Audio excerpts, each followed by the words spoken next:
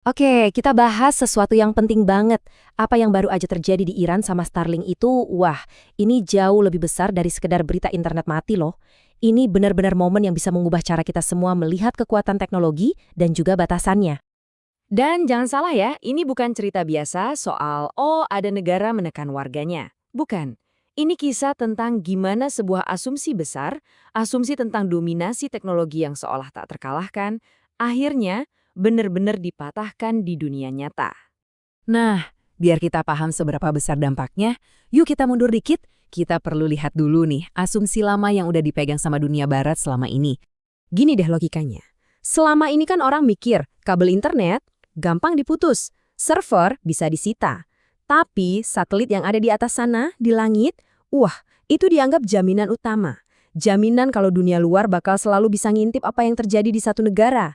Intinya, selalu ada mata di langit yang nggak bisa ditutup. Nah, disinilah letak masalah utamanya. Pihak barat itu yakin banget kalau mereka punya teknologi paling canggih di angkasa, ya udah, mereka menang. Tapi Iran justru membuktikan hal sebaliknya. Pertempuran yang sebenarnya itu ada di darat. Kuncinya, siapa yang nguasain spektrum elektromagnetik di bawah sana, dialah pemenangnya. Jadi penting banget nih buat kita ngerti kalau Starlink di sini tuh punya dua sisi. Buat Barat, ini alat strategis buat ngumpulin informasi kan. Tapi coba lihat dari sisi Iran. Buat mereka, ini ancaman keamanan nasional. Bayangin aja ada infrastruktur asing yang beroperasi di negara mereka dan mereka nggak bisa kontrol sama sekali. Oke, sekarang kita masuk ke bagian paling serunya. Apa yang dilakuin Iran ini bukan tindakan panik loh, sama sekali bukan. Ini adalah sebuah operasi kontra-intelijen yang udah diperhitungkan dengan sangat-sangat matang. Kecerdasan strategi Iran tuh kelihatan banget di sini. Coba pikirin, mereka nggak perlu repot-repot nembak jatuh satu pun satelit. Nggak perlu. Mereka cuma mainin sebuah permainan yang beda banget di darat. Dan caranya, lewat 3 langkah simpel ini. Biar gampang, kita pakai analogi sederhana ya. Bayangin deh, kamu lagi asyik dengerin radio. Tiba-tiba di sebelah kamu ada orang nyalain speaker gede banget, isinya cuma suara kresek-kresek statis yang super kencang. Pasti siaran radionya jadi nggak kedengeran lagi kan? Nah, kurang lebih itulah yang Iran lakukan ke sinyal Starlink di darat. Teknologinya sih masih jalan, satelitnya masih di atas sana. Tapi secara fungsi, jadi nggak ada gunanya. Dan ini poin yang paling krusial. Starlink itu nggak gagal secara teknis, satelitnya baik-baik aja. Yang gagal itu asumsi strategisnya. Keyakinan buta kalau teknologi ini tuh kebal, nggak bisa disentuh dan bakal selalu jadi kartu as mereka. Ternyata enggak. Oke, sekarang kita lihat dampaknya. Jadi apa dong yang terjadi waktu mata di langit itu tiba-tiba jadi buta? Konsekuensinya, ya sesimpel itu. Tapi dampaknya besar. Waktu Starlink berhasil dilumpuhkan, pihak barat itu jadi buta total secara strategis. Mereka kehilangan akses paling penting buat mantau situasi di Iran secara real time. Jadi ini bukan cuma soal warga nggak bisa internetan ya. Yang hilang itu jauh lebih besar. Bayangin, data mentah dari lapangan hilang.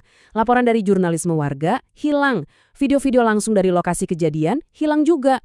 Semua potongan puzzle yang dipakai buat ngebangun gambaran besar dan narasi global itu lenyap.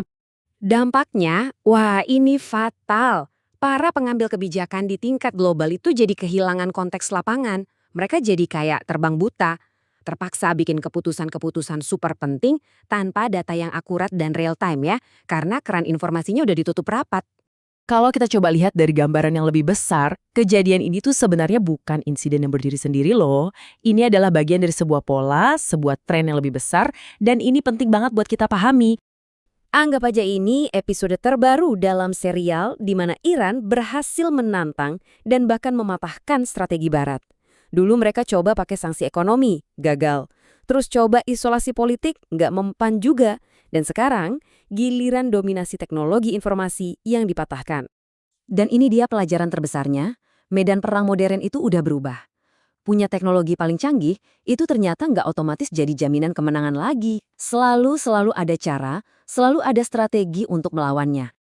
Satu kalimat ini aja udah merangkum semuanya, kan? Apa yang dicapai Iran ini benar-benar jadi momen bersejarah dalam geopolitik modern.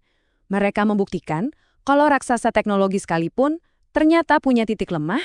Semua ini akhirnya membawa kita ke sebuah pertanyaan yang jauh lebih besar kan? Setelah Iran berhasil melakukan ini, pertanyaannya tuh bukan lagi, Starlink bisa diganggu nggak ya? Tapi udah ganti jadi, terus sekarang gimana? Kalau kartu andalanmu udah nggak berfungsi, strategi apa lagi yang tersisa? Nah, jawaban dari pertanyaan inilah yang bakal membentuk konflik-konflik di masa depan.